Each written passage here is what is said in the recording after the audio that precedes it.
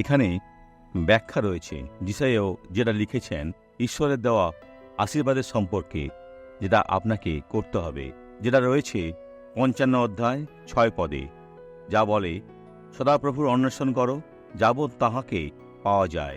যখন আপনি বাইবেল পাঠ করেন আর যেটা লেখা আছে সেটা বুঝতে পারেন, সেখানে অনেকে রয়েছে যাদের চিরকালের এই ক্ষমতা থাকবে না, কারণ তারা তুচ্ছ করছে, তারা পাপে বাস করছে এবং তারা ফিরে যেতে চায় না। এখন যখন আপনি সেটা খুঁজছেন, তাকে অন্বেষণ করেন আর আপনি তাকে খুঁজে পাবেন। তাহাকে ডাকো যাবৎ তিনি নিকটে থাকেন। কিভাবে জানবো যে ঈশ্বর আমার নিকটবর্তী? আপনি বাক্য অনুভব করবেন, এই প্রতিজ্ঞা আমাদের, ইহা পবিত্র আত্মা আপনার সাথে কথা বলছেন। তখন এতে ধ্যান করবেন, ইহা আপনার হৃদয়ে বৃদ্ধি পাবে আর আপনি বিজয়ী হবেন।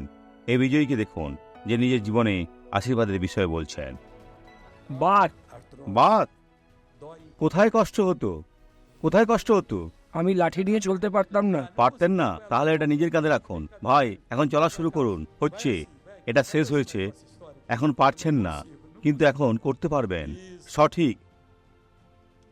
এখন এখানে ফিরে আসুন, বড় পা ফেলুন, বড় পা ফেলুন, কারণ ঈশ্বর এই বাত থেকে আপনাকে মুক্ত করেছেন। মনে হচ্ছে ভয় পাচ্ছেন, কিন্তু এখন ভয় ছাড়া চলবেন। ভয় ছাড়া চলুন, ভয় করবেন না, ভয় ছাড়া চলুন। হচ্ছে, এখন ফিরে আসুন, এখন যান, একটু দৌড়ান ভাই, দৌড়ান। হচ্ছে, ঈশ্বরের গৌরব হোক। এখন প্রার্থনা করতে চাই, ঈশ্বর, এ লোকেদের দিকে নিজের হাতকে বাড়াই আর মন্দকে বলি, এদের থেকে বেরিয়ে যাও, চলে যাও, অদৃশ্য হও। এই আজ্ঞা আমি চাইছি। এখন এদের জীবন ছেড়ে দাও, যিশুর নামে। ঈশ্বর আশীর্বাদ করুন।